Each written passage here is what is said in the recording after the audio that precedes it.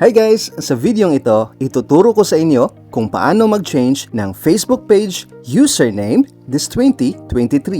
Sobrang dali lang guys, sundan lang ang step-by-step tutorial na ito.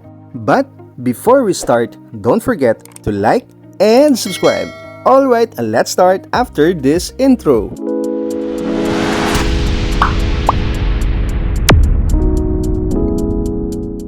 Dito ko gagawin sa desktop or laptop guys kasi nag-try ako sa cellphone pero ayaw talaga. Hindi ko pa na-figure out. So ngayon, mag-change na tayo ng Facebook page username.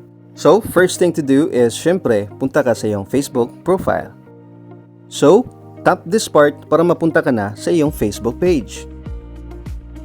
At pumili ka na ng page na gusto mong i-change yung username. So, kapag nandyan ka na sa iyong page, ay i-click mo itong photo or logo mo na nasa upper right portion guys. Then, once you're here, ay i-click mo naman itong settings and privacy.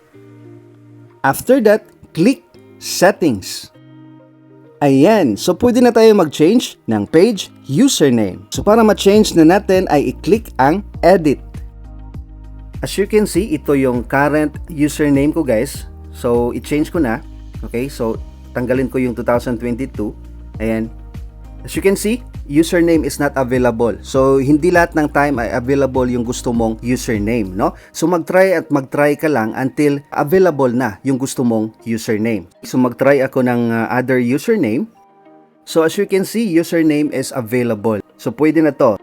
After that, ay i-click mo na ang Save Changes. Ayan, so I'm done. So na-change ko na ang aking page username. Ganyan lang kadali guys. Kung nakatulong sa iyo ang videong ito, feel free to comment below.